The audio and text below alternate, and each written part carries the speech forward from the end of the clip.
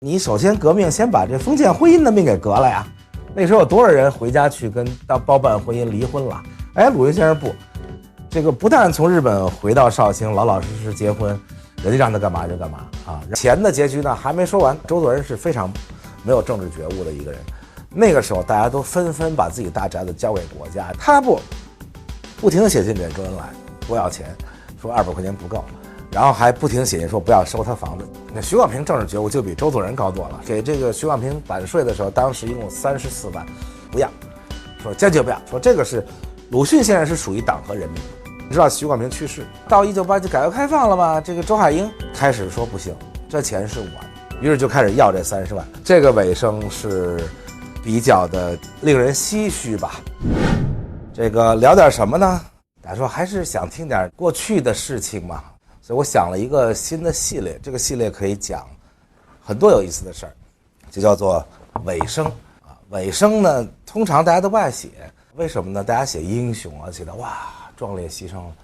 啊，壮烈牺牲以后的事儿就不管了啊。王成下午开炮，然后开完炮，王成干嘛去了就也不知道。其实王成是没牺牲，然后被大炮震晕了，然后被俘了以后，美军战俘营关了几年，回来以后被当成叛徒，然后就没人讲这事儿了啊。所以我来讲讲很多大人物啊、英雄啊、各种各样的人的尾声，就是他们牺牲了以后，或者他们最辉煌的被记载的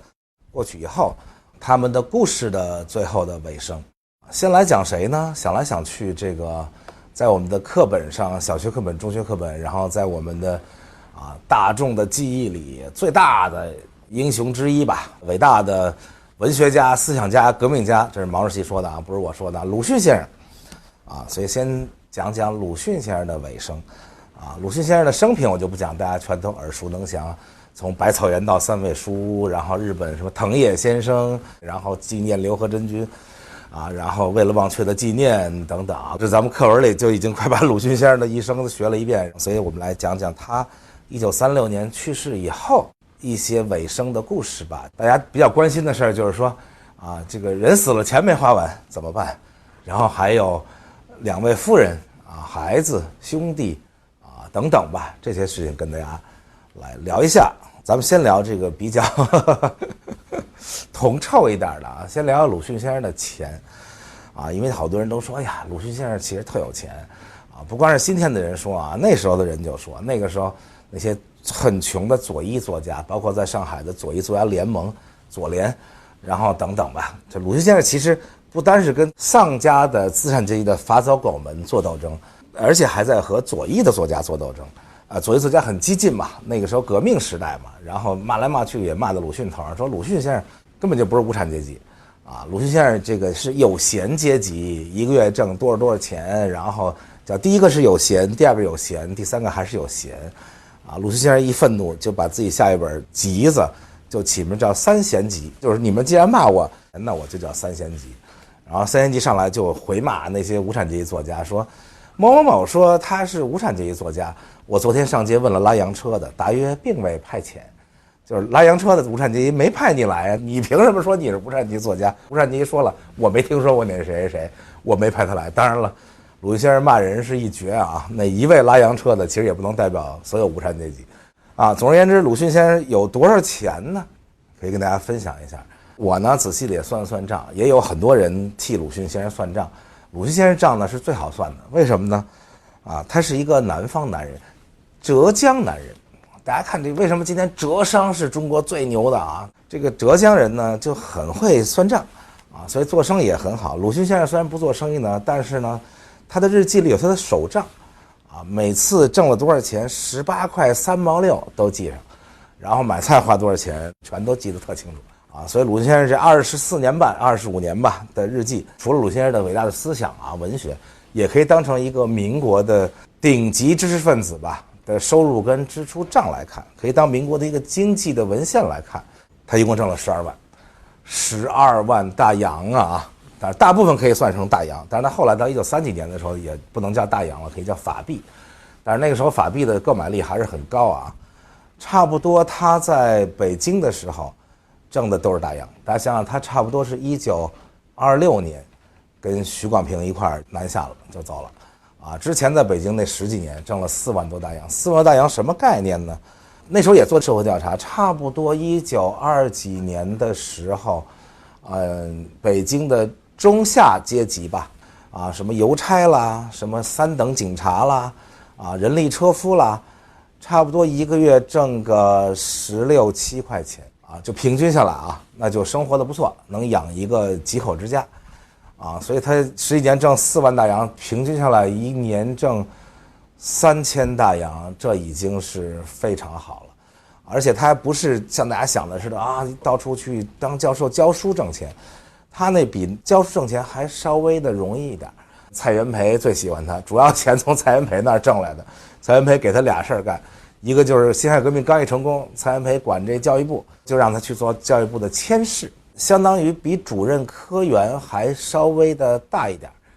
但是呢，其实大部分时间他没有什么特别具体的工作，佥事就是到教育部去点点卯，然后跟大家聊聊天喝喝茶，这佥事的工资就非常高，在工资单上差不多有300多大洋一个月当然实际拿到手他经常在日记里写说又被克扣了，因为那时候民国嘛，战乱嘛，咱们讲民国时期也经常讲，最开始南京政府就没钱，后来到北平以后就各种各样的克扣，但是再克扣他平均拿到了200多大洋一个月不算他教书的钱，也不算写稿的钱。他在北平的时候写稿其实还不挣什么钱，因为那时候大家怀着热情写稿嘛，新青年没稿费他真正的稿费收入庞大的是后来到上海以后，但是靠着在教育部做佥事已经生活得很不错再有就是蔡元培后来搞大学院，这大学院就有点相当于后来的科学院吧，社科院这种地方，然后又把他请去相当于做一个院士的这么一个角色吧。大学院足额给他发放了15000多大洋所以这鲁迅光从这2项国家的这个俸禄里面就挣了他大部分钱在北京。鲁迅那时候在北京还没有做到某一个大学的大教授，他其实就讲一门课他去北大讲，他去北师大讲，他去这个女子师范等等这也挺好，反正就是每礼拜去讲1小时讲中国小说史。所以大家现在看到鲁迅基本都是文学著作学术主要是中国小说史略，就是他讲课的一个讲义，然后加上所有的收入加起平均一个月几百块钱。他在北京能过什么样的生活呢？他在北京的最大的一笔花销就是买了八道湾那个大宅子鲁迅先生自己是一个非常律己很严的人，他自己过生活过得非常的勤俭主要的钱都用来买书大家看到他的日记，每一本日记后面都有一个书单，差不多鲁迅先生25年的日记就有25个书单，差不多他一生买了9800本书吧，几千幅画等等，花了13000大洋。大洋跟今天的比值很不容易比。之前咱们讲明朝的时候也说，我特别反对这个文史学家因为不太懂经济，老用米价来比，那米价是不能比的，因为米在一个人的生活中的比重在不同的时代是不一样的。民国的时候老百姓差不多用1半的钱买米，那今天老百姓可能1%的钱买米都不到，所以你没办法用米价去比。但是如果你用米价比呢，差不多1块大洋相当于几十块钱吧，但是其实远不止。如果你要用房价比，那可1块大洋值太多钱。但是呢，房价比也不太合理，因为那时候人少房多呀。现在人多房少，所以那时候房价什么样呢？可以跟大家稍微解释一下。八道湾3进4合院一进就是进大门这一个院子，然后中间穿堂过去又一个院子，这叫第2进，再穿堂过去又一个院子，这叫第3进。所以鲁迅先生买一个3进的院子，比西门庆那个少了2进，花了多少钱呢？3500大洋。那地方在什么地方呢？就在西单旁边，八道湾就是现在的35中，就是咱们王岐山书记的母校。所以鲁迅先生那时候的故居呢，实际上是现在扩进了35中里。那个位置大家想离长安街就100步远，然后就在繁华的西单牌楼不远的地方，那地方今天你买一个3进的4合院，妈呀，你不得花2亿那时候3500大洋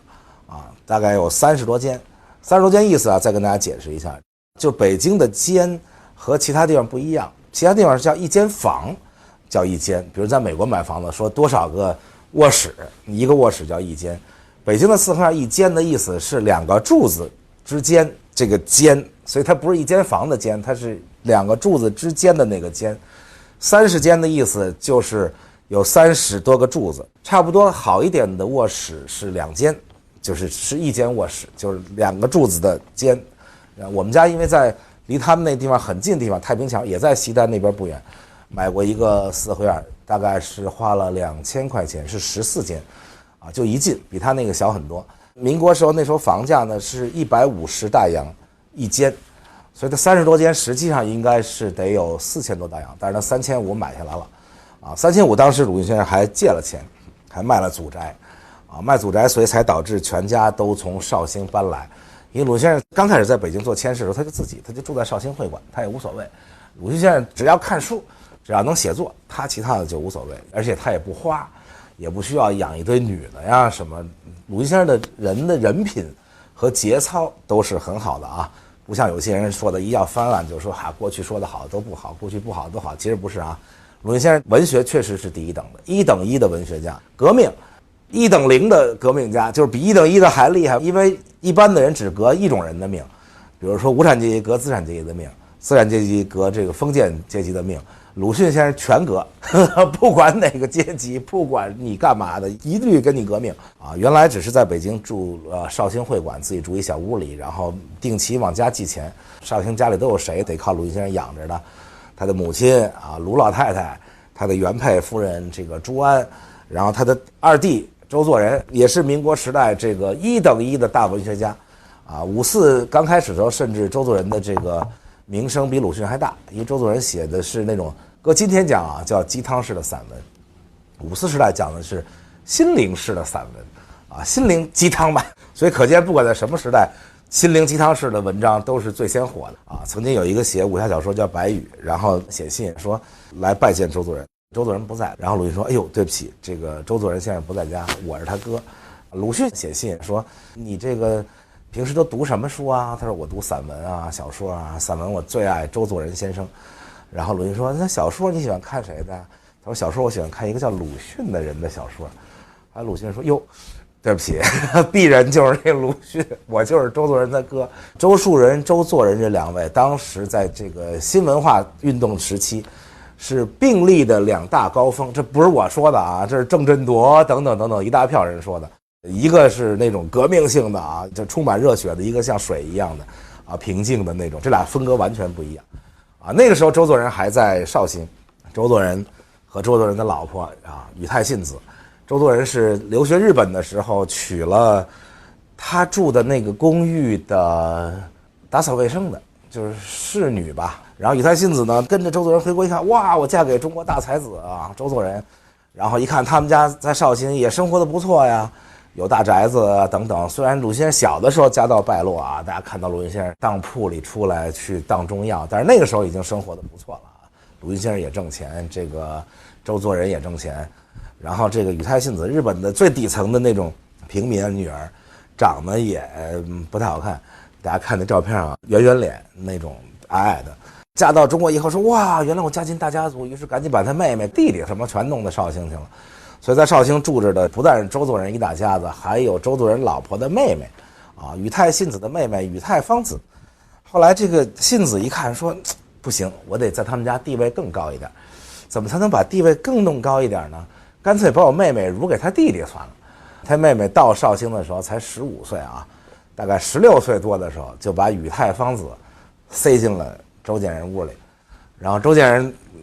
喝大了，于是就笑纳了。笑纳以后人家也挺好，人就结婚了，结婚以后也生孩子。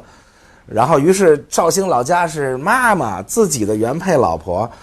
唯独这位原配老婆，这一会儿咱们再讲朱安跟他倒确实没发生什么，但是就是包办婚姻的原配老婆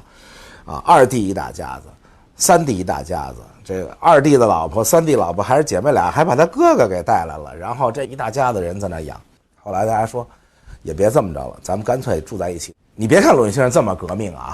鲁迅先生革的是社会的命，但是没革了自己的命。所以鲁迅先生有俩事儿是始终摆脱不了。第一，就是他作为长子对这个家族的义务，他一直深深的觉得应该背在自己身上。所以你看那个时候家里那么穷，他先到南京去读书，就把周作人带到南京去读书，然后他又去日本留学，然后又把周作人带到日本去留学。这哥仨离得还挺近差不多都隔个3、4岁鲁迅就觉得应该把大家的生活在一起，然后他还专门写过文章叫《新式大家庭》，再加上他没革了自己命，就是这朱安这事儿。你首先革命，先把这封建婚姻的命给革了呀。那时候有多少人回家去跟包办婚姻离婚了啊，或者是怎么离家出走了？大家看看《家春秋》，然后等等，写的都是那些东西。哎，鲁迅先生不，这个不但从日本回到绍兴，老老实实结婚，人家让他干嘛就干嘛啊，让他跳火盆他跳火盆，让他回娘家他回娘家，什么都干啊，唯独就是最该干的事儿不干，就一共这一生就和朱安一起睡了一晚上，就是新婚之夜一晚上。他们家还有长辈趴门口听，那个可能是绍兴的传统啊，听了半天说啥也没干呀，然后从第二天就搬到他妈屋里去了，然后在他妈床边支一床，从此一生没跟朱安同过房，但是他也不离婚啊，因为他觉得他对朱安有责任，他还是身上有很多那种传统的老式的东西啊，所以就说咱们买一个大宅子吧，全家都搬来北京，3500大洋怎么来的呢？鲁迅先生自己出了2000大洋啊，本来说周作人说你看我老婆孩子一大堆出不起啊，出不起，于是鲁迅先生说那就这样，咱们把老宅卖了，咱们大家破釜沉舟都搬北京，把绍兴他们家从大概17几年7世祖以前就买下的老宅啊，周家曾经蟒袍玉带啊，这个包括鲁迅先生他们哥仨的爷爷还是进士，但是后来因为科场舞弊啊什么下了监狱，反正家道中落。总而言之，那主宅居然卖了1000大洋，大家想在绍兴那个地方能卖1000大洋的房子，那肯定比在北京地方1000大洋要大得多得多呀。好，凑了3000，还有500，也没人出，哥俩都不出。后来鲁迅先生好吧，那我就去借。鲁迅先生去借了3个月的一个也不算太高利息的小高利贷，就3个月还清。因为鲁迅先生大家想1个月就挣很多钱，所以鲁迅先生是先出2000，卖了祖宅1000，啊，又借了500块钱。当然了，卖祖宅这件事儿应该埋下这么一个根儿，所以周作人觉得这个房子是有他一份的，因为祖宅那1000大洋里，那当然是有周作人一份了，也有周建人一份了。那祖宅是大家的嘛，那哥仨的一块卖了 ，OK， 住进去了。住进去以后呢，大家知道所有四合院都是最近身里边那院子是最好的啊，因为那个没有人穿堂过，也没有人在里里外外的乱闹啊，所以最里边那个院子是给了2弟3弟2家住在里面，然后中间那一进院子给了娘和名义上的老婆，就是朱安住在那个。通常最外边一进都是住佣人啊，什么车夫啊，什么这些东西。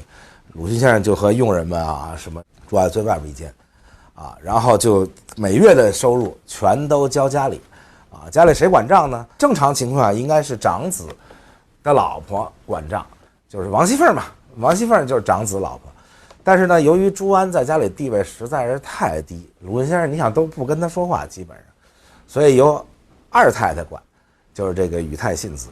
啊。于是家里的矛盾就是这么闹出来的。著名的民国史上的公案啊，就是2大高峰，这个2大中国当时最牛逼的2大散文家，或者叫杂文第一的鲁迅跟散文第一的周作人，这个当时怎么就给掰了，到现在也是一悬案。周作人是那种如水一般的那种人，所以写个纸条给鲁迅写的也很平淡，写的就是说啊，事情我已经知道了，我虽然不是基督徒，但是我如何如何，请你以后不要到后院来了，就很清淡的写了一张条子。到今天还有很多人在研究说到底是怎么回事，当然最多的说法是说鲁迅偷看了宇太信子洗澡这个事儿。当时54时代的那些激进的革命者啊，写过很多文章批判中国大家庭啊，其中有一条批判就是男女混杂啊，里面发生各种阿杂的事情啊。咱们看《红楼梦》啊，《金瓶梅》都是你只要住一块，爬灰的爬灰，梳扫的梳扫。哎，大家注意啊，梳扫的梳扫，可是从来没有大脖子跟弟媳妇儿，好像没听说过。这个中国历史上从来都是杀兄霸嫂什么之类的事儿。北京有句话叫宁往大伯的腿上坐，不往小叔子眼前过，就小叔子要防着，这看见嫂子就受不了。这个因为青春期嘛，大伯子谁没事冲弟媳妇来这个？但是也有人分析说，你看鲁迅也不跟朱安同房，那会儿也没许广平，然后鲁迅先生又不花，鲁迅先生确实不花，像苦行僧一样生活着。然后这个你看账呢是由宇太信子管，鲁迅先生负责挣钱，每月的所有钱都交宇太信子。这宇太信子呀特别能花钱，你想在日本的时候就是一打扫卫生的，终于到了中国嫁进大家族，牛逼了，一个月好几百担洋在手里啊，所以出门有汽车，家里一堆佣人啊，据说吃一口菜不好吃退回厨房什么啊，各种花枝招展等等吧。然后宇太芳子他妹妹俩人都过美了啊，确实据说很奢侈啊，据说鲁迅先生一个月交家里几百大洋都不够用，然后还得到处借点钱花。周作人先生可是正经的北大大教授啊，跟鲁迅先生还不一样，鲁迅先生是公务员那时候，周作人先生不但是北大大教授，而且是北大东方文学系的创系系主任。这个东方文学系就是由周作人创的。你看当时的地位，毛主席上门拜访，然后他只是记了一个毛泽东来访。1920年的时候，毛主席在北大图书馆挣8块大洋，然后呢经常拜访大教授，然后每个教授那时候人都写日记的习惯，但是都只记了一笔。胡适在1920年的日记里写说，毛泽东来访谈湖南事，没了。为什么没了呢？因为俩人谁也没听懂谁说话。这个胡适说徽州话，然后这毛泽东说湘潭话，俩人谈了半天就听懂湖南俩字儿。然后这个周作人说绍兴话，毛主席又说湘潭话，所以估计他连湖南都没听懂，就是毛泽东来访，就在日记里写了这么一个。而且他还是当时新文化运动的时候最大的主力文艺刊物叫《语丝》的主编啊。《新青年》实际上不是个文艺刊物啊，《新青年》是一个政治刊物，它是一个战斗奇文的阵地啊。《语丝》是一个文艺阵地啊，比后来的《新月》啊什么还要影响力更大一点。啊，是一堆大师创办的，然后由周作人当这个社长，啊，所以大家看到现在还有方舟子办的新语丝，就是因为他崇拜当年周作人那个语丝嘛，所以管这叫新语丝。大教授啊，经常夜里写文章写到没有烟抽，周作人没钱买烟，因为钱都给了信子、芳子两位日本姐妹全给造光了。啊，但是这种时候鲁迅肯定跟这个弟妹有各种接触嘛，因为我交你钱，鲁迅先生又每笔账都在自己日记上记，然后你负责花钱，大概是有这么点冲突。这种事儿在全世界都说不清。那我就说他偷看我洗澡了，当然也有很多人考证啊，说那巴德湾那房子还种了一圈花，不太容易偷看。但是我要说你偷看了，我老公在北大上课，我回家痛哭说他偷看我洗澡，这事儿百口莫辩。关键是鲁迅先生从来也没变过。鲁迅先生在日记里记了几次说他们大打出手，就是动手打鲁迅先生啊，这有点过分啊！不但这个在一起后大打出手，而且周作人写了一条之后，鲁迅当即就搬出了这个八德湾这大宅子，这宅子就归了周作人了。然后就只回去过一次，就回去取点书。鲁迅不爱收集各种金石啊什么什么那玩意儿，说去搬点这东西。日记里又写说今天去回家搬点书和器。啊，他们又大打出手，又动手打鲁迅先生，可见这仇结的不一般。但是鲁迅先生日记里说，最终我还是把书跟我那些器都拿走了，啊，拿走以后这个就先租了一段，后来又在今天的鲁迅博物馆，就在阜成门的这个西三条，西三条这个院就比这个八乐湾小多了啊，但是花了800大洋，差不多有7、8间的样子。鲁迅先生真的是很有钱，啊，当然了。朱安和卢老太太也就跟着一块搬过去了，啊，搬过去以后，这个当然周建人后来就去上海喽。当然后来大家因为说鲁迅好事都跟鲁迅说，鲁迅给啊上海商务印书馆写信说我弟弟这个来工作。现在据考证啊是周作人写的，周作人给胡适写信，啊说我弟弟周建人啊没读过什么书啊自学成才，大家能不能帮他一下找个工作，要不然他家里没地位。啊，周建人呢是因为大哥二哥都去日本留学了，然后本来也想留学，也很聪明，他们家有学霸基因，但是家里就剩这一儿子，只好他在家服侍老母亲，所以最终他就没读了书，他一直在家自学了英文，还自学了生物，所以周建人后来这个变成了中国的生物学家，当然最终变成了中国的副国级领导干部啊，变成了这个浙江省省长，然后人大副院长、政协副主席等等啊。之前就自学，后来俩哥哥也比较可怜他，在家里特别没地位。有一天大家说去动物园玩吧，咕咕都上车，然后这个周作人、信子、芳子上了车，周建人傻了吧唧就跟过去了。跟过去，宇太芳子说：“你也去吗？你有钱吗？”结果弄得周建人特别灰头土脸，就没跟着去。这个信子、芳子这2位日本姑娘啊。确实不太像我们印象中那种特别贤惠，然后怎么下跪给老公换鞋洗脚那种日本太太，可能他们伺候日本男人说是这样，然后碰见我们中国浙江的这个温软如玉的浙江的男人们，他们就来劲了，这一惯就惯出这毛病啊。于是这个胡适就给周建人在商务印书馆找了一个工作啊。胡适还专门回信说，但是月薪只有60块，60块其实还是不错的啊。上海当时大部分工人20-30块就可以，60块就是一个标准的银行好职员，也就挣60块钱。但是跟俩哥哥比起来，当然就差远了啊，那俩都挣好几百一个月。这个大家其实想想，咱不拿米价房价比，清华北大当时学费20块钱，所以60块钱一个月不错了，一个月就能供俩孩子上清华北大啊。但是胡适还觉得挺不好意思，最后周建人说，那我也去，那我要去努力。于是周建人就南下了这个上海啊，到商务印书馆啊，其中中间还回过2次北京，跟宇太芳子说，那时候宇太芳子已经3个孩子的母亲了，说你跟孩子们都到上海来跟我一起生活吧。啊，这个芳子说我不去，我在这八道湾大宅子里多好啊，大先生搬走了，他们都叫大先生，二先生老婆是我姐，我在这儿住着啊，锦衣玉食啊，到上海去拖着仨孩子，你一个月挣60块钱，我跟你我不去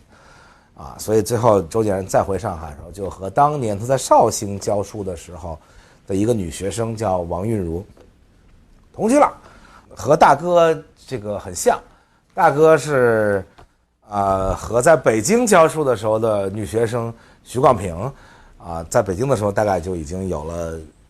感情，然后俩人相约着就南下了，最后在上海一起住了10年。鲁迅先生跟徐广平在上海住的那房子呢是没有买，租的，但是呢也很贵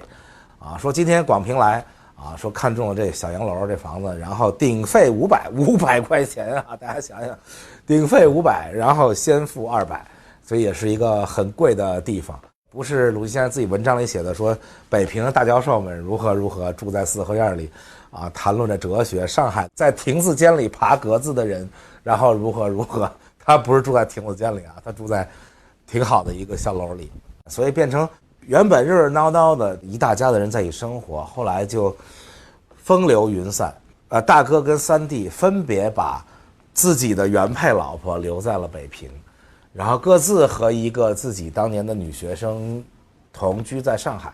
当然这个没有一点批判的意思啊，因为那个时代是革命的时代，民国的时代要革的就是封建的命。所以鲁迅先生我觉得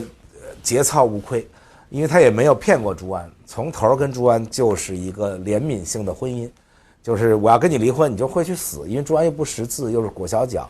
啊，导致这个朱安自己一生都很自卑。因为当时要出嫁之前已经听说他的夫君比他小3岁的鲁迅，那时候还不叫鲁迅呢啊，留洋学生，剪了辫子，讨厌小脚，所以出嫁的时候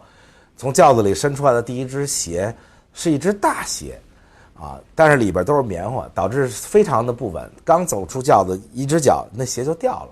掉了以后就是一地棉花跟一只大鞋，然后看见了朱安的小脚。鲁迅先生当时就已经那个，大家鲁迅先生是学医的呀，学医的人对这东西，然后这个，所以鲁迅先生其实没有始乱终弃，也没有说同时有俩老婆，也跟朱安从来没干过什么，也没有过孩子。鲁迅先生经常跟大家讲说，朱安不是我媳妇儿，是我妈的媳妇儿。哎呦，他妈喜欢这朱安，喜欢他一生跟朱安生活在一起。当然了，徐广平后来生了周海婴之后，他妈又特别喜欢徐广平了，因为传统的大家想想绍兴的小镇上的这种母亲，当然是谁生了自己的孙子谁就喜欢了啊。但是这些人都留在北平了，其中大宅子全归了周作人一家，加上宇太芳子，相当于大宅子全归了日本姐儿俩一家。鲁迅先生搬去的时候还专门说了一句话，说现在好了，那个大宅里只剩一个中国人了，就是周作人一中国人，剩下全是日本人。然后他还专门给自己起了一笔名，但用的时间很短啊，叫燕之敖者。燕，大家想想这字怎么写啊？宴会的宴，宝盖头就是家的意思，下边是一个日本女人，敖者的意思就是逃出者，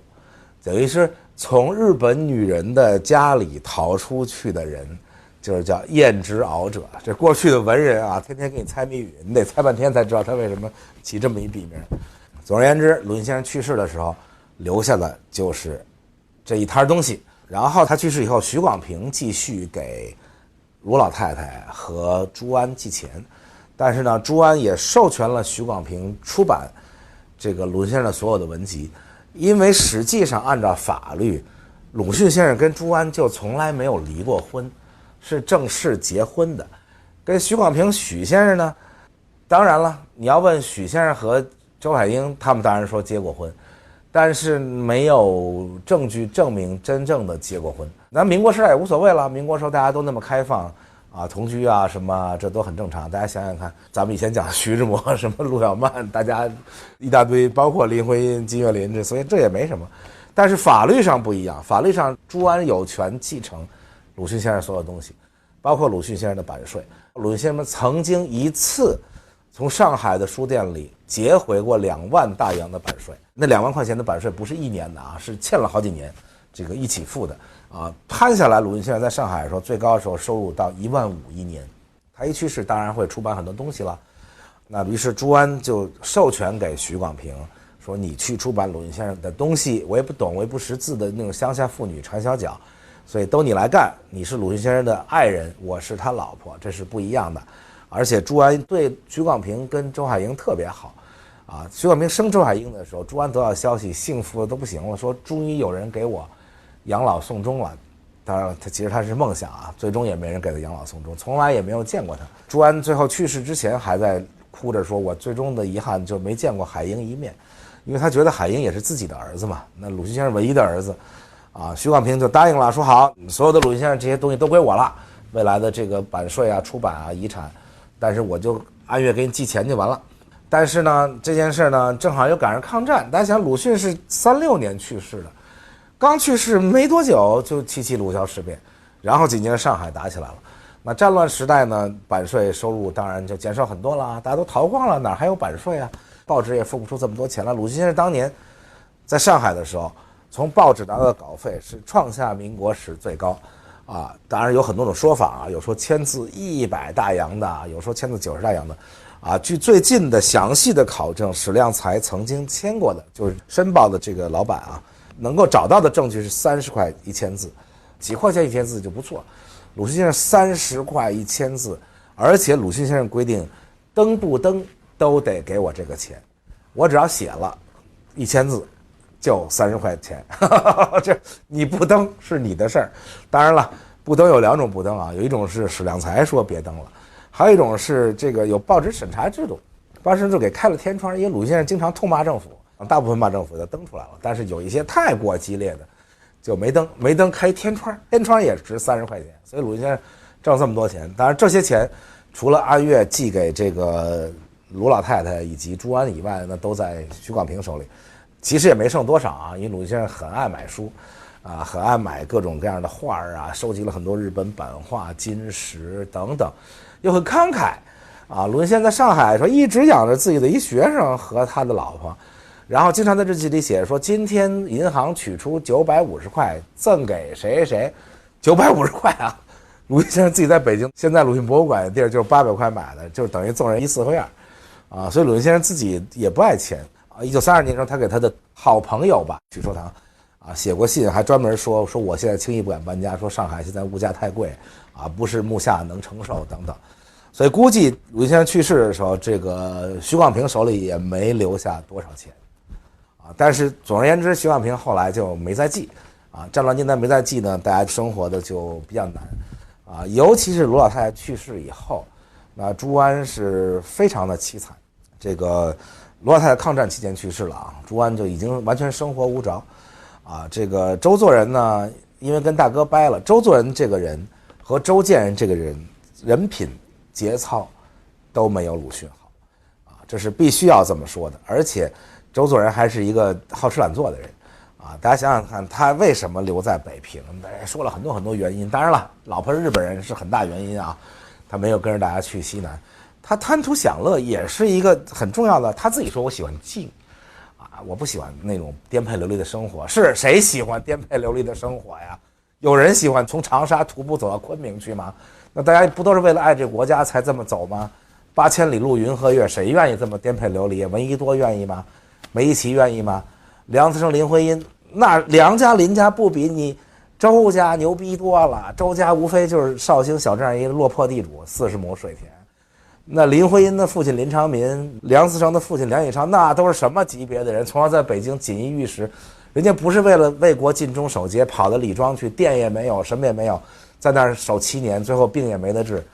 也在那儿为国尽忠嘛。你贪图什么敬啊？谁不想敬啊？大家看看他写的散文，有一篇专门写点心，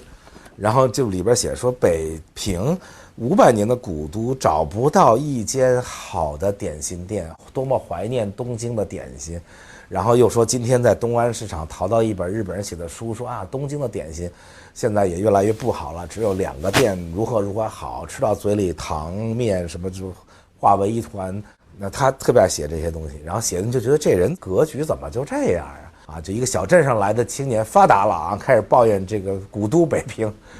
的吃的不合他口味。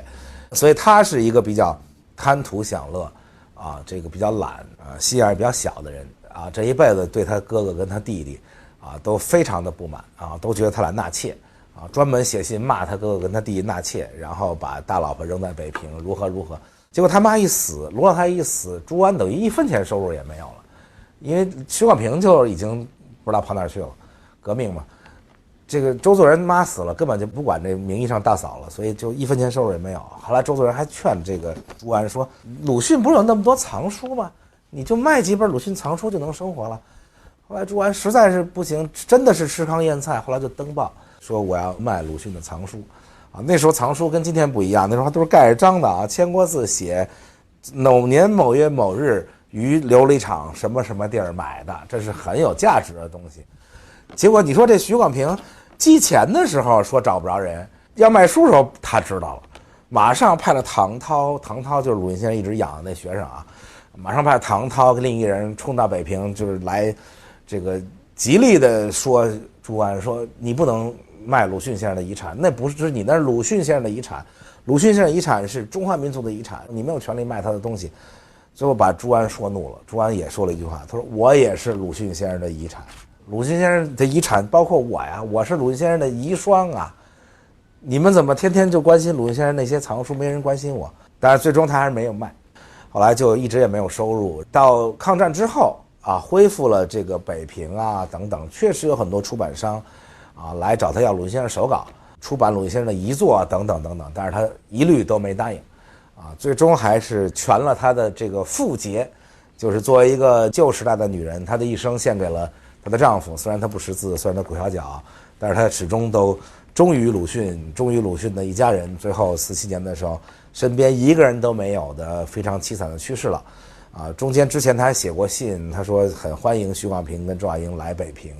然后大家住在一起多欢乐，然后说爱吃什么我来准备等等，但是没有任何回音，最后就独自死去。本来想这个能够南下跟丈夫埋在一起，当然是不可以的喽，怎么可能让他跟鲁迅埋在一起呢？后来他就说那就能跟卢老太太埋在一起也可以啊，那最后也没做到，最后就埋在西直门外宝福寺，现在已经是地铁车站什么就乱坟岗的那种地方。所以这就是鲁迅的尾声之一啊，就是朱安的结局。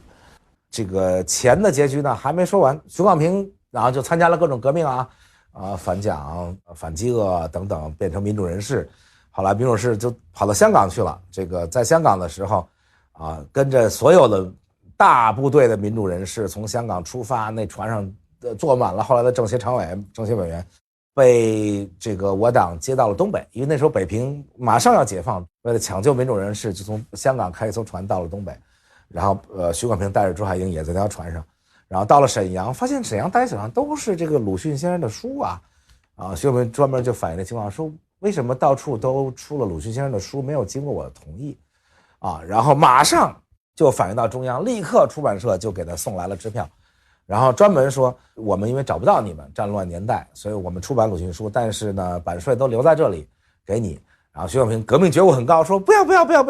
我们现在都革命了，到了沈阳一切配给制，不能要版税，我不能独特啊。那说不行，我们一切按照跟国际接轨。当时最逗的是跟徐广平说跟国际接轨，这个版税是一定要付，你一定要拿着啊。最后徐广平还是不要，当时就把它捐给了从延安搬来的鲁艺，因为大家知道在延安的那些学艺术的人都是延安鲁迅艺术学院鲁艺毕业的，后来鲁艺就在东北啊，现在鲁艺还在东北，然后到了北平。最后哥仨或者哥仨的家属又都重聚到已经不叫北平的北京的时候，分别是这3种状态。老大去世了，但是光辉照耀整个中国。所以老大的这个徐广平遗孀啊，因为正好解放前朱安也去世了啊，徐广平啊代表这个老大接受了最高的各种各样的荣誉，然后等等。然后老二由于抗战时候没有离开北平，叫刘平4教授之一，但是那仨跟他没法比，他是最大的教授啊，所以被万人唾弃啊。虽然他在南京审判他汉奸的时候，法庭上辩论说，第一，蒋校长临走的时候啊，他委托我保护学校的器材跟图书，所以我留下了。我留了以后呢，还确实保护过军统当时在北平、北大里的这个地下工作者，2件事都被证明了。后来这个蒋梦麟校长啊，给法庭写了一封信，证明说，我确实临走的时候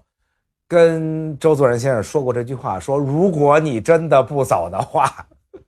如果你真的要留下的话，那请你照顾一下北大的这个器材跟图书，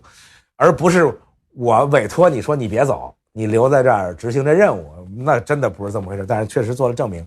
啊，这个被保护的学生也证明了，说我确实做地下工作，那是周作人在出卖自己学生，那还是人吗？周作人最起码是个人嘛，只不过说继续在北大工作嘛。只是北大当时是在沦陷区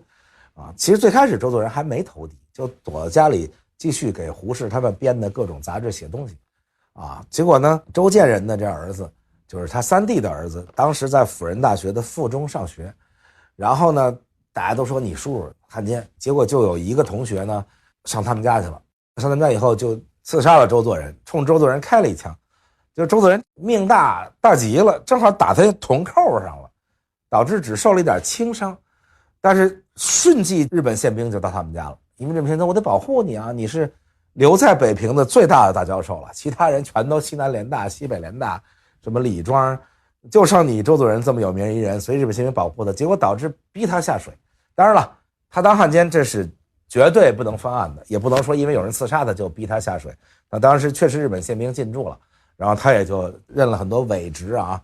当了北大的这个图书馆的头，然后又继续在北大当教授吧。最重要的是他做了汪伪政府的华北的教育署的督办，就相当于署长吧，这就是伪职啊！你光当教授其实不会判你10年，当时在敌后当教授的人多了，但是你做了伪职，而且还曾经率领代表团到日本去，还慰问过在中国战场负伤的日本官兵，这个事情可是确凿的有记载，登在报纸上，这你在法庭上是百口莫辩啊！所以最后先是判14年，后来再上诉什么就10年，结果蹲了2年多吧。正好这个李宗仁当总统的时候，国共和谈，共产党说你必须释放政治犯，尤其是张扬。结果李宗仁找了半天，这张扬、杨虎城都不知道在哪儿，说我想释放，那我没权利，说那算了，给他们都放了吧，把周作人给放了。啊，周作人放出以后回到北平，这个八道湾老宅那么大的30多间的房子，一直他信子、芳子2家人一直住到他去世，大家纷纷去世吧，所以共产党对他还是相当不错的啊，因为本来他是汉奸，即使是到了共产党时代，他也是汉奸，也应该判他呀，啊，但是大家都写信给他求饶，各种各样他的朋友，他毕竟是民国时代最大的大文学家嘛，然后他自己也写信给周恩来，然后这个毛泽东当然了，1920年时候也上门求见过他嘛，所以周恩来就向毛请示说，主席你看这周作人这怎么处理啊？然后主席说，他不就是教书吗？他也没杀人放火啊，懂希腊文的人没几个，让他翻译书吧，啊，以后给他出版。毛主席一说话，于是他就没事了，他就翻译书。但是呢，1953年的时候，还依然人民法庭判了他剥夺政治权利终生，所以他是没有坐牢在新中国，但是被剥夺政治权利。然后出版社每月付他200块钱，200块钱呢，建国以后的200块钱是很多很多的啊，他不够花。他说：“你看我这信子一家、芳子一家2大家都在这儿住着，而且他由于没有政治权利，他还没有户口。所以大家看到这个当时这个八道湾11号的户口选民登记证，上面写着这户里有2选民，一个叫周信子，一个叫周芳子。周信子就是这个宇太信子那叫宇太芳子，嫁到周家来了嘛。日本人的习惯，嫁给你就改姓嘛，这山口百惠嫁给三浦友和叫三浦百惠，所以当时这个11号这户里，这俩女日本人反而是有中国公民政治权利投票权的，而周作人反而不是。养这俩大家子他不够啊，后来又不停的写报告。周作人是非常没有政治觉悟的一个人。那个时候大家都纷纷把自己大宅子捐给国家，把自己的东西工厂商店都交给国家嘛。你大家这个最基本的政治觉悟，这工人阶级无产阶级当政，你搞什么？他不停的写信给周恩来多要钱，说200块钱不够，然后还不停的写信说不要收他房子。其实并没有人要收他房子，但是他就老怕人家收他房子。后来周恩来还专门为这事又跟毛主席汇报一次，毛主席批了一个照办，就是这房子就永远归他住吧。然后曾经大概有5、6年的时间给到了400块钱一个月，400一个月啊！我跟大家讲过，正部级干部、6级干部360，那已经是正部级干部，他工资已经很高了啊。那个时候我们家2位360工资的大教授，当时在清华里，大家说你们家清华首富啊，一个月700多块钱，根本就没地儿花去。2位都每月交100多块钱党费，还依然没地儿花，然后供养了一堆他们的学生啊、工人啊，以及这个他们的兄弟啊、他们的兄弟的孩子们啊等等，都花不完。他400块钱还不够，然后还要到处跟人抱怨说每个月还亏空100多。那个时代大家想想，带鱼才几分钱一斤呐，你有什么不够的？所以这就是周作人的问题。周作人开销大，当然主要是因为老婆能花钱，但是他确实也做些好事。比如说吧，李大钊被这个张家父子杀了以后，当时这个周作人就掩护李大钊2位遗孤，把他俩藏在自己家里了，所以躲过一劫。躲过一劫以后，周作人一直资助李大钊的2位遗孤将近20年，一直到他们自己读完了书独立成人。所以这个还挺感动的，因为他们北大袍泽嘛，2位北大大教授之间的感情周作人虽然对共产党没什么感情，但是对李大钊还是不错的。我觉得这是周作人值得夸奖的啊，在这儿多花了点钱也应该。他是民国时代主要是5·4早期吧，新文化运动的旗手之一语丝的主编，北大东方文学系的创始人、系主任等等，这些文学贡献我们都承认不光是我们承认是历代都承认，鲁迅先生都承认。大家想想看，鲁迅先生对他从来没出一句微词。当然鲁迅先生不知道后来他当汉奸了，鲁迅先生36年就去世了。但是在去世之前，鲁迅先生跟斯诺夫人谈话的时候，斯诺夫人问鲁迅说，你觉得中国作家中间散文谁最好？鲁迅先生依然说，我弟弟周作人是中国散文家排第1的。这是鲁迅先生的胸怀呀。所以我说鲁迅先生的人品节操都没有问题，没愧对任何人，母亲、原配、后来的等等，包括弟弟们你周作人最后你看大嫂你也不管，什么也不管，那于是咱也不管你，那就不赖大家了周作人号称每月缺100多块钱，贫困潦倒这个活不下去的时候，周建人是副国级干部副国级干部周建人建国以后就浙江省副主席，后来浙江省省长，后来调北京人大常委会副委员长，已经是副国级干部。而且周建人由于参加革命，带着全家从上海去了西柏坡，去了革命根据地。虽然周建人参加革命没有他俩女儿早他俩女儿在他之前都已经加入了共产党但是周建人算是老革命所以就后来就一直是堂堂的副国级干部。而且由于周建人的政治的敏锐度非常的好，所以反右时期没他事儿文革时期也没他事儿，他一直节节高升大家看到周建人每一届都是中央委员，然后每一届都是人大副委员长，要么政协副主席不管是反右文革，他一直都高高在上。但是他一点都不管他这哥哥，因为当年你骂我骂我纳妾，尤其是骂我纳那妾还在呢，这副国级的领导人的夫人王韵如还在呢，我当然不能管你了，因为我管你就是管我前妻这个宇太芳子带着孩子们还住在那儿，早已经宣布断绝关系。因为1937年是卢老太太80大寿的时候，带着孩子们一起就回去祝寿，带着王韵如，这个事儿搞得就很电影了。因为这北平还有宇太芳子和他的几个孩子，他带着上海这几个孩子跟老婆，然后就不叫老婆吧，就来了。于是大家又大打出手，这个搞得一塌糊涂。然后他这个原配的这仨孩子又支持亲妈，然后当场跟他就就打起来了，掰了，然后在孩子他奶奶卢老太太的寿宴上，大家就一通大闹。于是他就开始正式声明跟孩子们断绝关系。他的儿子后来还自杀了，就是在抗日期间不知道是因为觉得自己叔叔当了汉奸，自己同学刺杀他等等复杂的原因吧，还是因为自己父亲抛弃了自己总而言之，在家里用了周作人的警卫的枪。周作人那时候你想想看日伪时期，周作人不但做官，家里还有警卫，然后周建人的儿子用了警卫的枪，一枪给自己打死了在家里所以这个周建人一律不管，就是周信子、周芳子，你们这家的事跟我没关系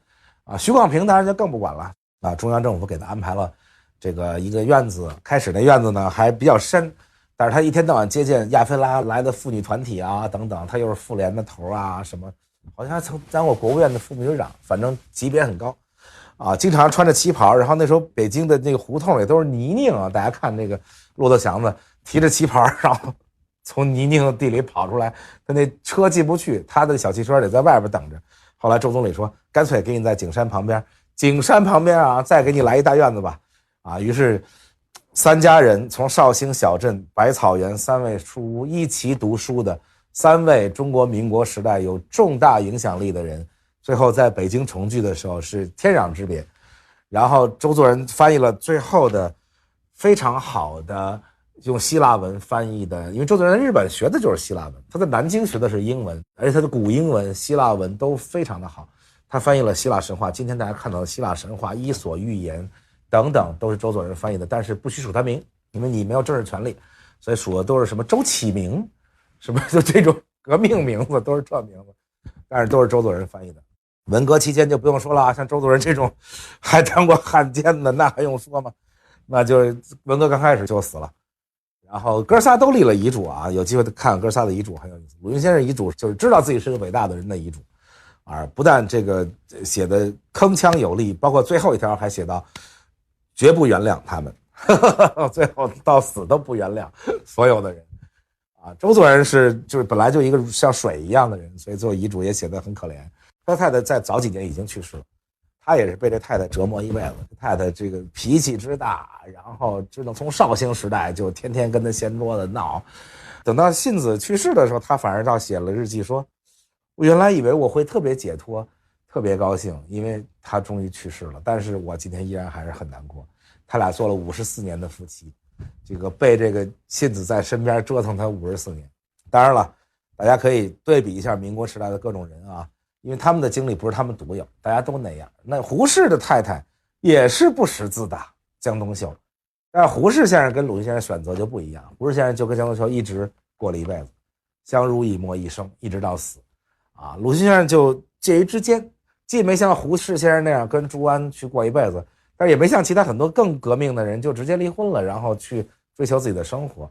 朱安当然也不是张幼仪张幼仪虽然是被徐志摩抛弃了，但是张幼仪人自己奋发图强自己留学，然后自己最后成了女银行家，不但养着徐志摩去世以后的徐家和孩子们，自己还成了一个成功的女性。但朱安又不是这种人，你也不能在历史上要求说，你看你朱安，你为什么不向张幼仪学习？朱安他不是张幼仪他就是朱安所以他就只能过那样的生活。那你也不能要求许广平说，许广平你就应该那个如何如何。许广平如果真的是那样的一个女的，能够把这些东西都他就当时他也不会跟鲁迅好，是吧？他作为一个女学生，最后追求了自己有老婆的老师，那许广平就是一个革命者嘛。那许广平最后建国以后，写了很多很多有关鲁迅的东西当然了，到最后大家也能理解许广平在那样的政治环境下，那你把什么东西都把鲁迅写的恨不能就要快入党了那种。但是这个也值得理解。但是好在历史不长，今天大家都能够从鲁迅的年谱上清楚地看到鲁迅的整个的道路。那许广平、周海婴也开始是把所有的版税都捐出去因为建国以后鲁迅出版的可比建国以前多了。大家想想，建国以后出版的所有书里，除了毛主席的选集就是鲁迅全集，几乎所有知识分子家里一进去，只要抬头看最上面这排书架，就是这么大一排鲁迅全集出了这么多。然后给这个许广平版税的时候，当时一共34万，34万大家想一想多少钱不要，说坚决不要。那许广平政治觉悟就比周作人高多了，说我坚决不要。鲁迅先生是属于党和人民的啊，所以出版鲁迅先生也是党和人民决定的，不是我们决定的，也不是商业的，所以坚决不要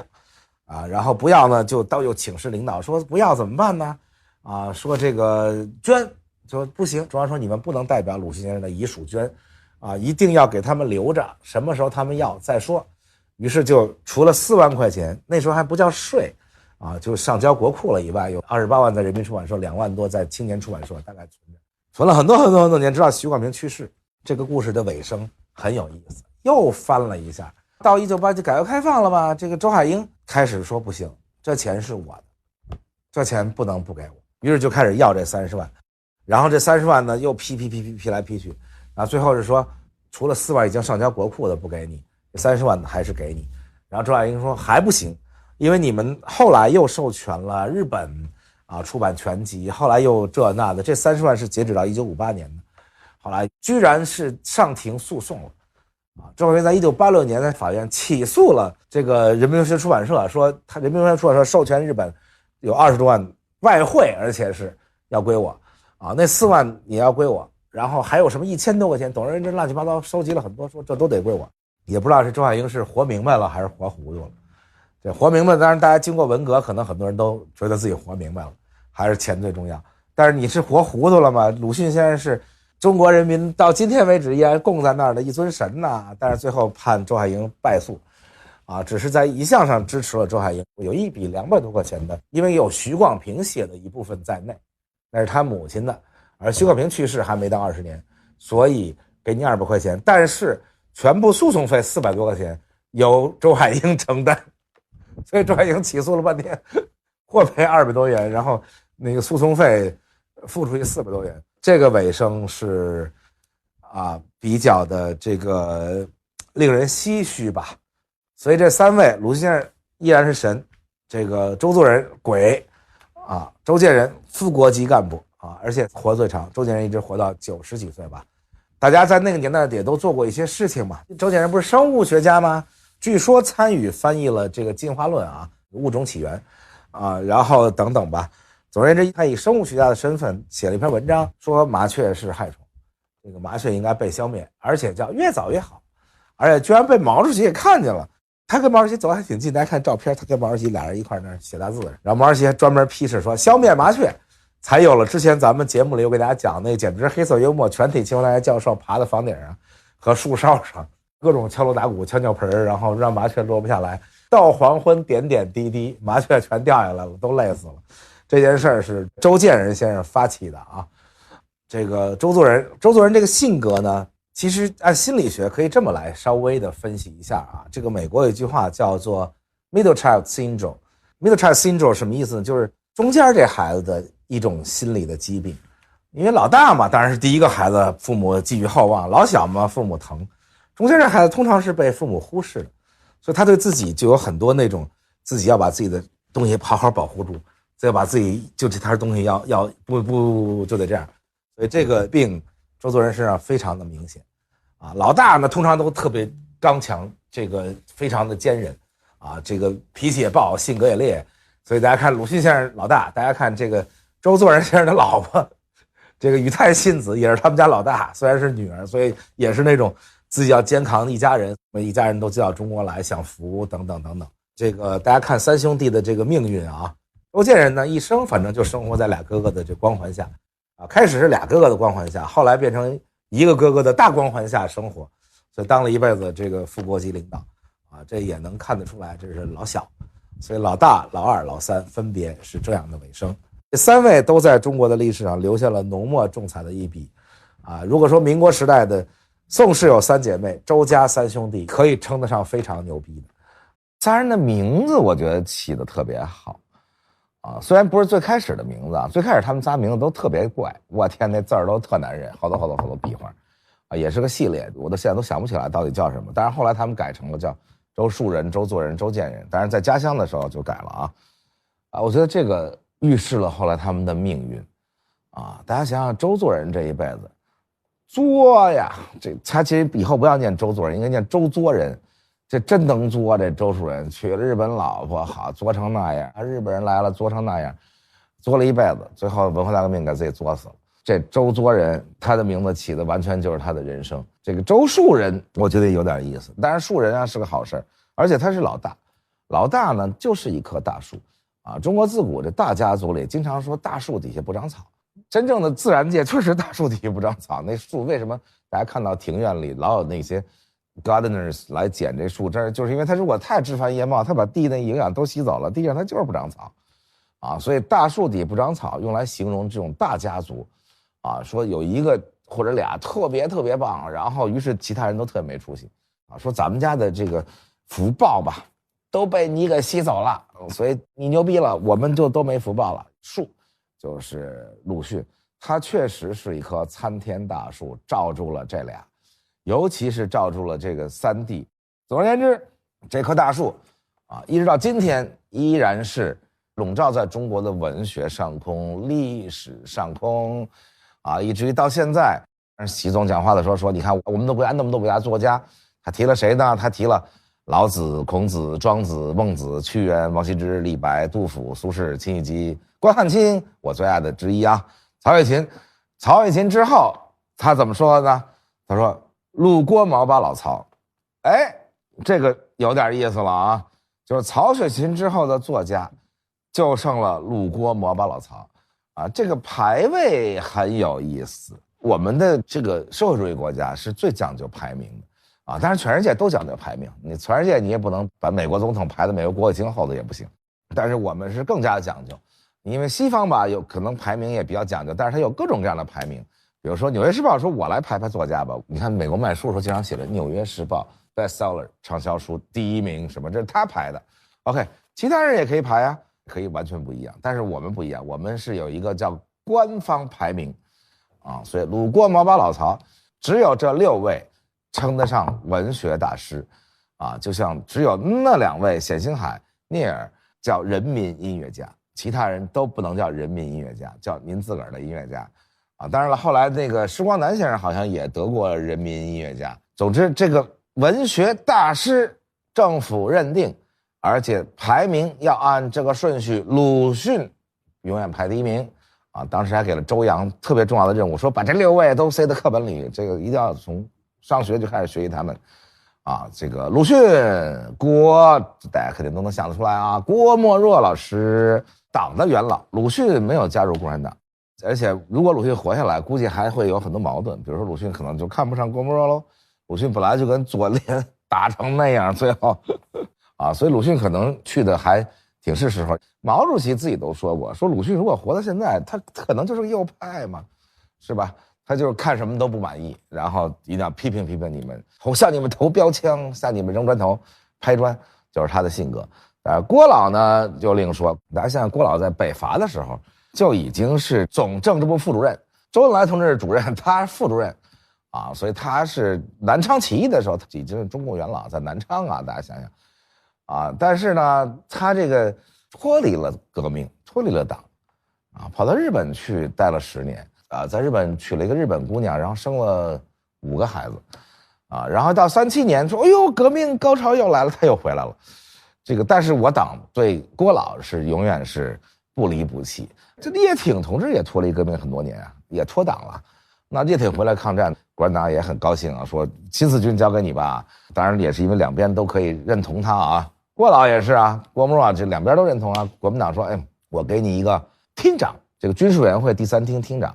啊，还是负责政治啊什么。那厅长可比咱们这厅级干部厅长大啊。但是后来共产党一想，我要给你一个更大的东西，我给你一个什么呢？我给你主将。主将是什么意思呢？周恩来亲自在欢迎他时候说了啊，告诉所有中共组织传达一件事儿，叫做中共中央任命郭沫若为鲁迅的继承人。这事儿也挺逗的哈，这事儿也没问问鲁迅老婆或者鲁迅自个儿。中共中央说鲁迅叫新文化运动旗手，郭沫若叫新文化运动主将。好，于是就任命了啊。大家郭沫若一想，主将啊，比厅长听起来好像还要好一点啊，所以郭沫若又投身到了党的这个怀抱里。然后建国以后给了崇高荣誉啊，当过副总理啊，然后科学院长、中科大校长，然后等等吧，就是整个中国的这个文化事业都掌握在郭沫若的手里，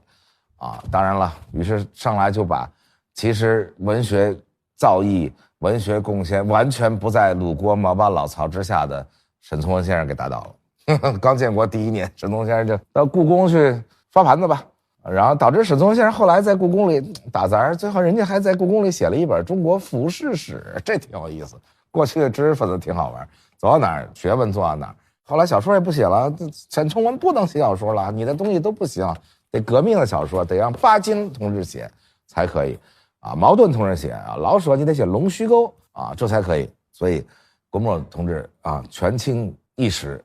啊，所有的文化人都跟他管，所以他排第2啊，就是因为任命他做鲁迅的继承人啊。咱们很公正的要说一句，这个郭老啊，郭老在政治上我们就不多评价了啊，这个大家其实也都耳闻这个2、3，当然也比较惨啊，他自己2儿子跟3儿子文革刚开始的时候都跳楼了，然后夫人呢是他去世以后，他是78年去世的，夫人79年自杀了。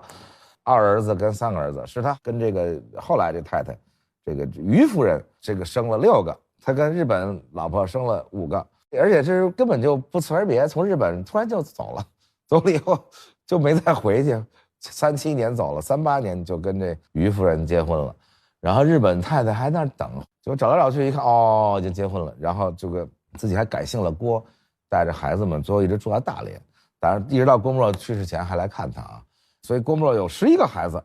他的一生难以用几句话来概括，但是我们如果抛开这些东西，在历史大潮中、政治大潮中啊，不是每个文人都铁骨铮铮的啊，所以这个很值得理解，因为这样的人多了去了，也不光是郭沫若一个人，但是他的学术成就是斐然的，这是不用说，大才子是肯定的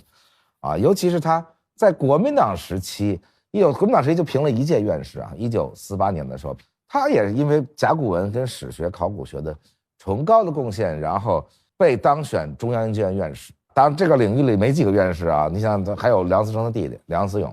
啊，哈佛学考古回来的也入选院士啊，梁思成先生当然也是院士啊，说明他的学术成就是有目共睹的。应该这么说，鲁巴毛不郭老曹是文学上的成就，如果说学术上的成就，另外5位跟他不能比。另外我也没啥学术成绩，说实在的，这个鲁迅先生就一小说史略啊，这个毛巴老曹基本上就是纯粹的作家啊。郭沫若先生呢，当作家的时候早年确实写的还不错，屈于园写的就不错嘛，然后这个诗写的也不错，当然也是因为他有好多爱情啊。总而言之，郭沫若同志的学术成就是非常高的，才华是有的啊，包括传说中所有人都读不出来的一副对联，原来叫海水昭昭昭昭昭昭昭昭昭昭落，那个叫浮云长长长长长长长长长叫，谁都不知道啥意思，隔了好几百年，这郭沫若过去一看，说这海水潮昭昭潮昭潮昭落，浮云长长长长长长长下，他给认出来了啊！还有那个甲骨文那字儿谁不认识？郭沫若认识，他说这叫什么就是什么啊！所以这个还是厉害啊！这个茅盾从今天最高的文学奖叫做茅盾文学奖，最高的文学院叫做鲁迅文学院，你可以看出今天的这个我们的主流的意识形态对郭沫若同志是跳过去了。按照过去这个官定的鲁郭毛巴老曹，那鲁迅文学院、鲁迅艺术学院、鲁迅这那之下，那就应该叫郭沫若文学奖啊。那为什么把老3给提上来了，叫茅盾文学奖呢？那说明大家还是觉得郭先生可能稍微有一点瑕疵吧。啊，于是茅盾先生虽然排第3，但是最高文学奖是茅盾文学奖啊。这个茅盾同志呢，他得真的叫同志啊，因为他是1921年就参加了中国共产党。大家想1921年是什么？是南湖上那条小船啊，他跟毛主席参加中国共产党的时间一样。当然了，中间也找不着了。后来又是到抗战的时候，遇见周恩来了，说我是当年老党员，然后因为那个革命失败的时候，大量党员就不明不白的，就是找不着了。有的人是正式脱党，有的人是干脆也啥也没说，就自个儿该干嘛干嘛去了。所以当然最终他还是回来了啊。所以茅盾这个我就不多介绍了，这些作品都是我们从小不但课文里学，然后这个也是必读的啊。这个林家铺子必须要读，子夜啊，然后这个巴金咱们也都学过啊，《家春秋》什么，这就不多说了这个茅盾呢，这个虽然也中间跟女学生好过什么之类，但是他还好，他没有把原配抛弃了，而是跟女学生住了几年，然后就继续跟原配一直走到底。反正谁年轻的时候才子没有过这种事儿呢？这个巴金先生后来也出现过一些他自己后来晚年很后悔的事情，做了很多忏悔这个我就不多说了，大家一查就能看到巴金同志晚年的那些忏悔文学创作上这6位里，我个人心目中老舍先生是最高的。郭沫同志、茅盾同志是跟同志很有关系的巴金同志，但是老舍不是同志老舍没有入过党，然后这个也不是地下党，纯粹是由于文学的崇高成就列入这6位。而且老舍在1960几年的时候，像67年、68年的时候，还曾经其实就是获得了诺贝尔文学奖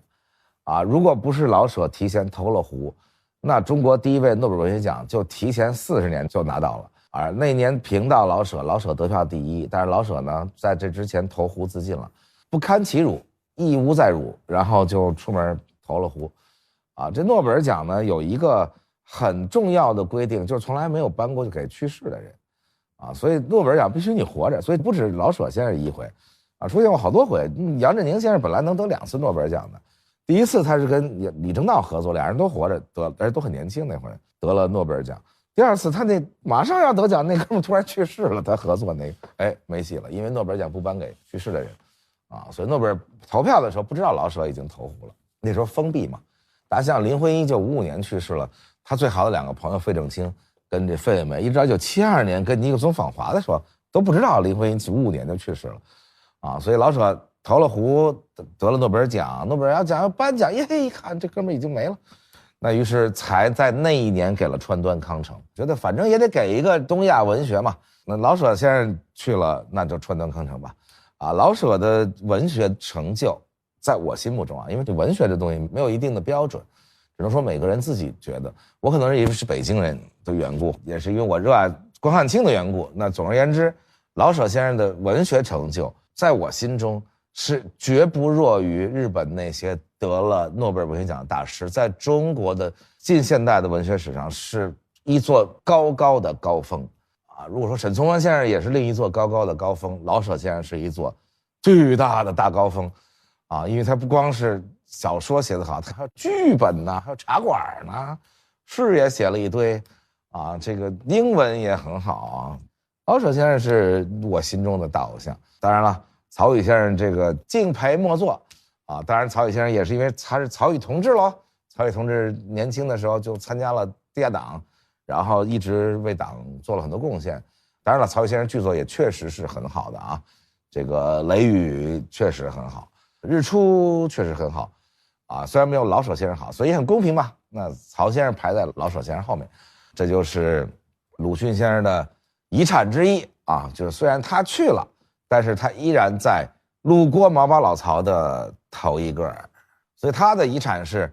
这个叫备极荣宠。毛主席从来没有说一个人用了9个最字，毛主席说鲁迅就是这个文化新军里最伟大最英勇的旗手他不但是伟大的文学家，而且是伟大的思想家和伟大的革命家。听听这个评价这可是官定的评价。鲁迅的骨头是最硬的，鲁迅是代表全民族的大多数向着敌人冲锋陷阵的最正确最勇敢最坚决最忠实最热忱的空前的民族英雄。哇哈哈哈哈！鲁迅的方向就是中华民族新文化的方向。大家想一想，我天哪，毛主席观其一生还没有对任何一个人有过这样用9个最的评价。所以鲁迅先生这个尾声，这尾巴2.8米这尾巴一直扫到现在。当然了，公正的说我还是一直在说这句话，鲁迅先生确实是近现代史上杂文第一人，小说非常的好，学问虽然，但人也没专注做学问人品很好，这个节操很棒所以我觉得这个是不用说的。我觉得不能像后来好多人说咱们翻一下案吧，于是就各种翻案，不是每个人都可以翻案的，有些人他确实是不错，或者有些人确实是王八蛋，板上钉钉，没法给他翻案翻上来，所以我们还是比较公正的来评价鲁迅先生。好，鲁迅3兄弟的尾声就结束了啊。以后咱们有机会还可以讲到民国时代的啊，钱家还有三兄弟，啊，韩家还有五姐妹，等等啊，他们的尾声啊，其实也包括宋家三姐妹的尾声，咱们也都没有讲过，我也很少看到有人记载。这个，所以开了这么一个头，我觉得挺幸福。